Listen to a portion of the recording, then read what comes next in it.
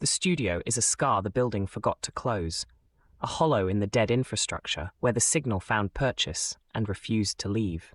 Patched cables run ceiling to board like stitches holding something broken together.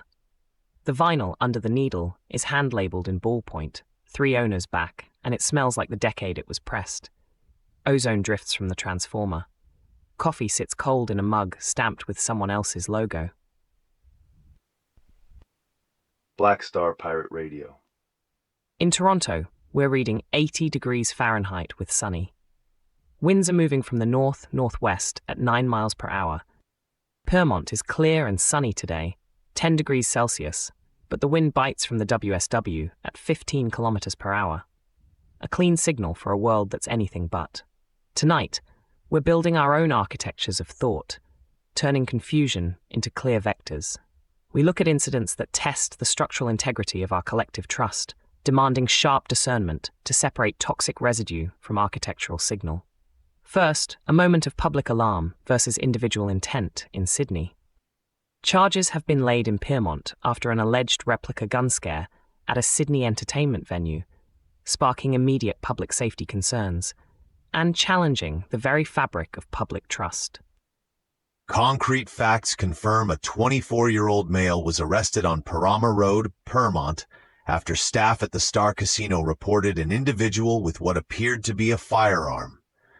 Ensawat's police quickly responded, deploying multiple units, including general duties officers and tactical response groups, within minutes.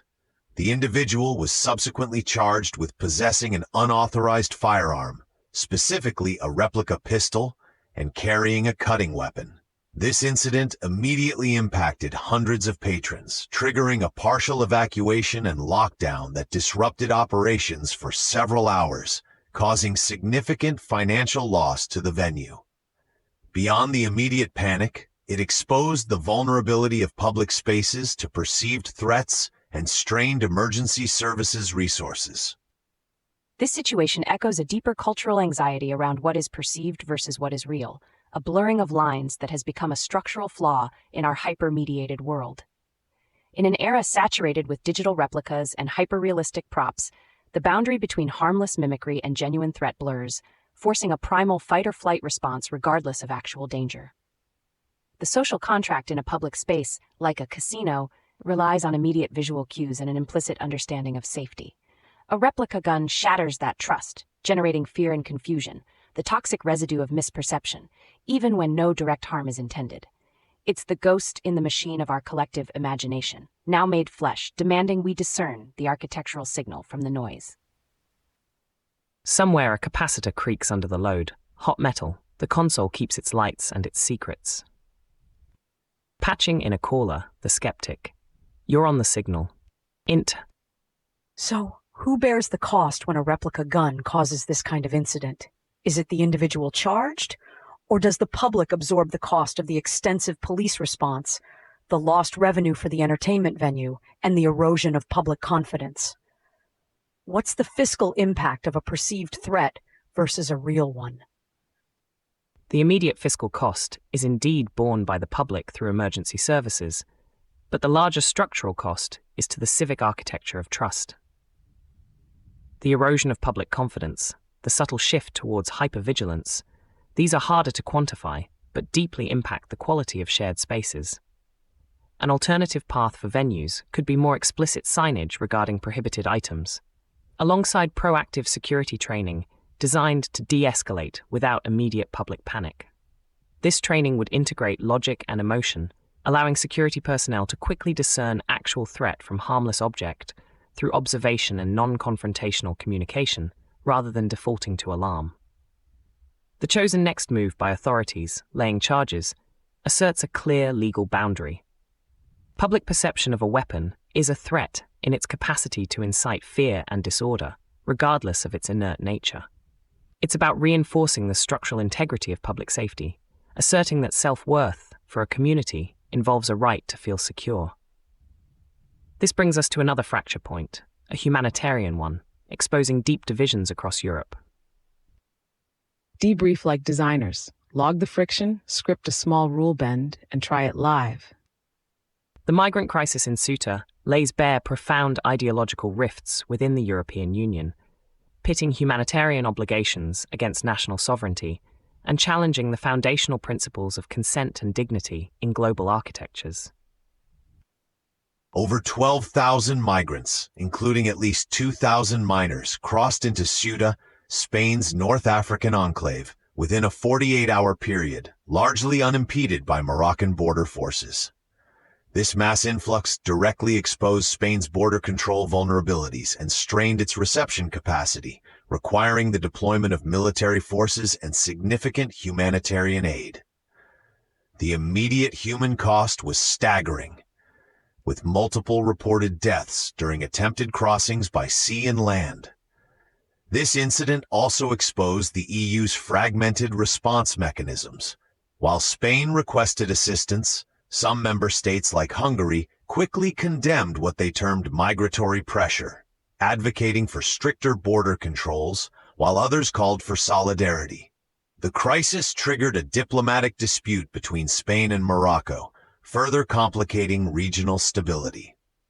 Those affected include the desperate migrants themselves, facing uncertain futures and trauma, Spain burdened by the influx and diplomatic fallout, and the EU, whose internal divisions are laid bare. The image of thousands scaling fences or swimming to Ceuta invokes the ancient journey of peoples, yet it's framed within a modern geopolitical game where human lives become pawns.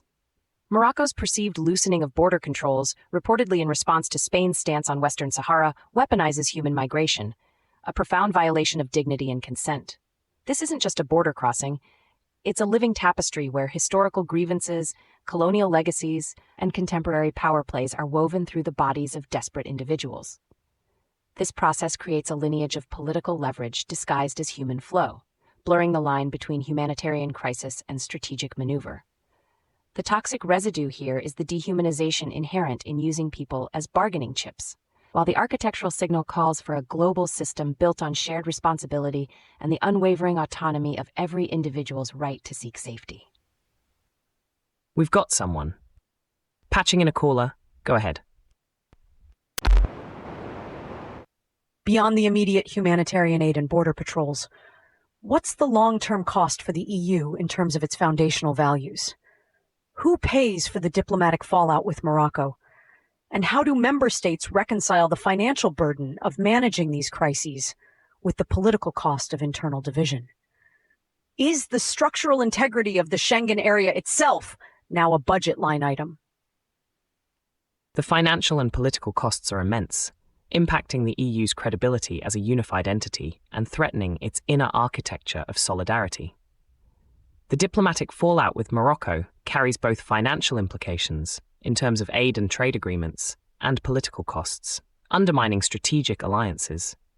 Member states struggle to integrate logic and emotion, balancing national self-interest with humanitarian principles. A viable alternative would involve a unified EU asylum processing system at external borders, coupled with direct, unconditional humanitarian aid channels to countries of origin, explicitly decoupling aid from political bargaining chips. This would be a structural commitment to dignity and provenance, ensuring that external validation from powerful nations doesn't dictate the fate of vulnerable populations.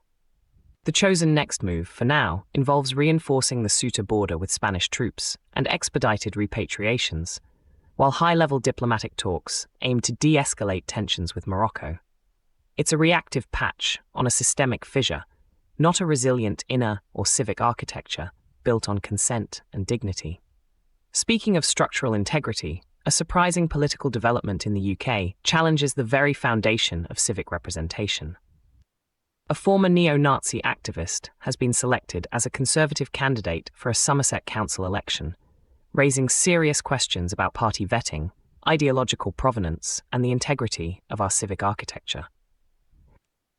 Concrete facts confirm that Joshua Bonehill Payne, a former neo-Nazi activist with a documented history, was successfully approved as a Tory candidate for the Yeovil West Ward in the upcoming Somerset Council elections.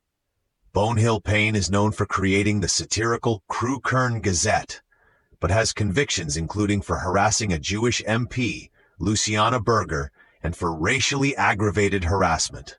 He has publicly been associated with far-right extremist organizations. This exposes the Conservative Party to severe criticism regarding its candidate selection process and raises profound concerns among local constituents about mainstreaming extremist views.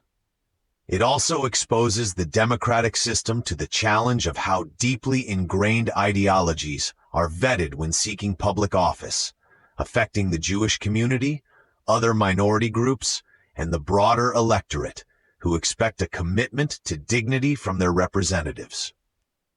This isn't merely a political gaffe. It's a crack in the civic architecture, a moment where a historical shadow appears on the ballot. The narrative of redemption or changing views can be easily weaponized to normalize ideologies that fundamentally undermine dignity and consent.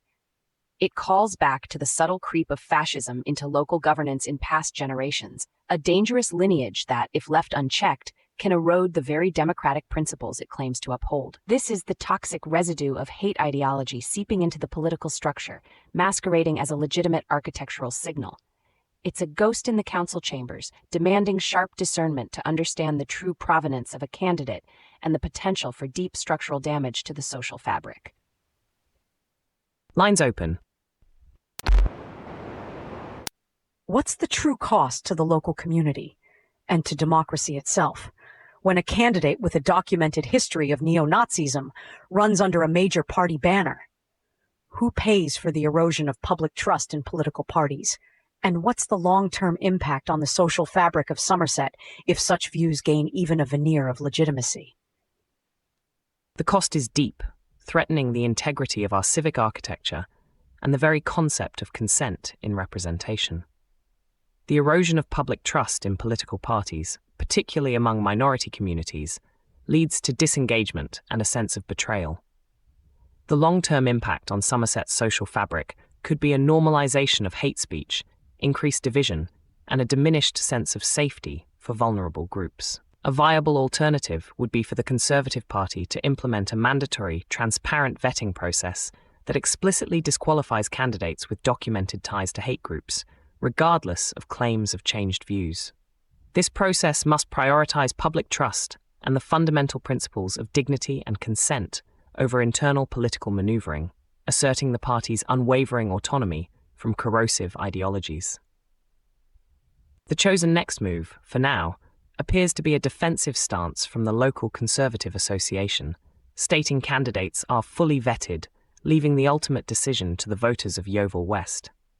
But that decision is structural, and it demands that the voters themselves embody the sovereign architect, building resilient inner and civic architectures that favor consent, provenance, and dignity.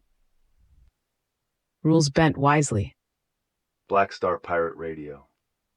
Continue the signal at TogeeVision.com. Tune in, Sparks and Stories, Gig Passport.